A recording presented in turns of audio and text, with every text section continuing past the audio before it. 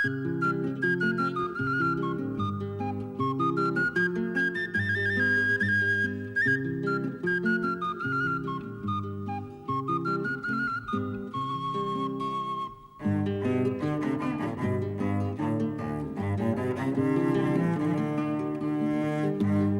公鸡和树狸。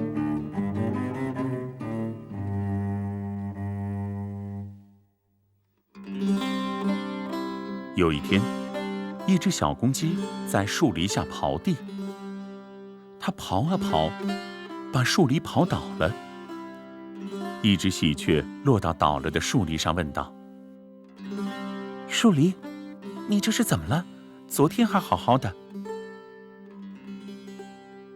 哎，喜鹊兄。”树篱答道，“小公鸡跑到我下面刨土，于是在悲痛中我就倒了。”“好吧，那我把我尾巴上漂亮的羽毛拔掉。”喜鹊说。之后，喜鹊落到一棵核桃树上，核桃树非常惊讶，喜鹊怎么如此狼狈，于是问道：“你这是怎么了，喜鹊兄？你的尾巴昨天还那么漂亮，今天怎么如此狼狈呀？”“哎，好兄弟。”喜鹊回答道，“小公鸡早上在树篱下刨土，树篱伤心的倒了，我就拔掉了我的尾巴毛。那我啊，折断我美丽的枝丫。”核桃树说，最后便把美丽的枝丫折断了。在炎热的正午，小鹿来到核桃树下休息，他看到核桃树光秃秃的，于是问道：“你这是怎么了？漂亮的核桃树，昨天你的枝丫还那么漂亮，今天却光秃秃的。”“哎呀，我亲爱的小鹿呀，早上小公鸡在树篱下刨土，树篱伤心的倒了，喜鹊就拔掉了它的尾巴毛，我就折断了我的树枝。”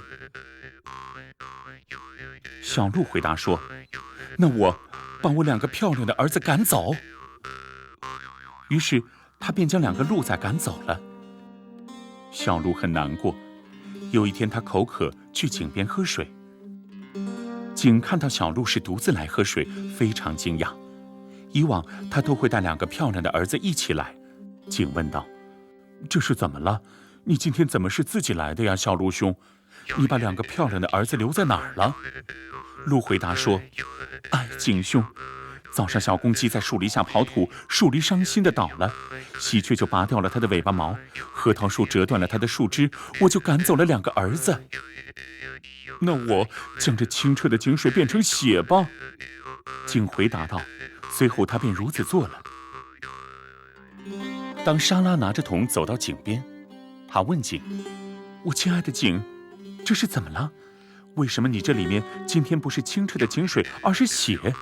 井回答道：“哎呀，莎拉姨妈，早上小公鸡在树篱下刨土，树篱伤心的倒了，喜鹊就拔掉了它的尾巴毛，核桃树就折断了它的树枝，小鹿赶走了它的2个儿子，我就把井水变成了血。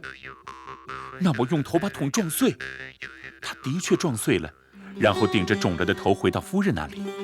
夫人立马问道：“莎拉闺女，你这是怎么了？”“哎，亲爱的夫人。”莎拉答道，“早上小公鸡在树篱下刨土，树篱伤心的倒了，喜鹊就拔掉了它的尾巴毛，核桃树就折断了它的树枝，小鹿就赶走了它的2个儿子，井就把井水变成了血，我就用头把桶撞碎了。那我就把酸面团抹到墙上。”她本来正要揉面，但还是把酸面团抹到了墙上。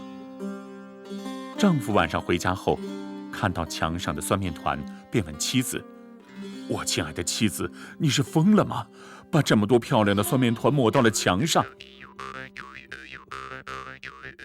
早上小公鸡在树篱下刨土，树篱伤心的倒了，喜鹊就拔掉了它的尾巴毛，核桃树就折断了它的树枝，小鹿就赶走了它的2个儿子，井就把井水变成了血，莎拉闺女就用头把桶撞碎了，我就把酸面团抹到了墙上。那我就把我漂亮的胡须剃了。于是他真剃了胡须。不久后，他们的儿子回到家，看到父亲的下巴秃得像被拔掉了毛的鸡，儿子问道：“父亲，您这是怎么了？”亲爱的儿子，出大事了！早上小公鸡在树篱下刨土，树篱就伤心地倒了，喜鹊就拔掉了它的尾巴毛，核桃树就折断了它的树枝，小鹿就赶走了它的2个儿子，井就把井水都变成了血，莎拉闺女就用头把桶撞碎了，你母亲就把酸面团抹到了墙上，我就剃掉了我漂亮的胡须。小伙子说：“好吧，那我就把我们4头牛的腿都砍了。”随后，他拿起斧头去到牛棚，砍掉了其中1条牛的前腿。当他正想砍第2头时，一位士兵正好路过。士兵吼道：“你这小伙子疯了吗？你在对那头牛做什么？”哎呀，亲爱的军官先生，早上小公鸡在树篱下刨土，树篱伤心地倒了，喜鹊就拔掉了它的尾巴毛，核桃树就折断了它的树枝，小鹿就赶走了它的2个儿子，井就把井水变成了血，莎拉阿姨就用头把桶撞碎了，我母亲就把酸面团抹到了墙上，我父亲剃掉了他漂亮的胡须，我就砍掉了我们4条牛的腿。你这没脑子的！士兵吼道，用刀鞘抽得他几乎无法回到房里。士兵转身将4头牛赶到集市卖掉了。士兵退役后娶了太太，用卖牛得的钱举办了盛大的婚礼。如果他们还没死，或许现在还愉快地活着。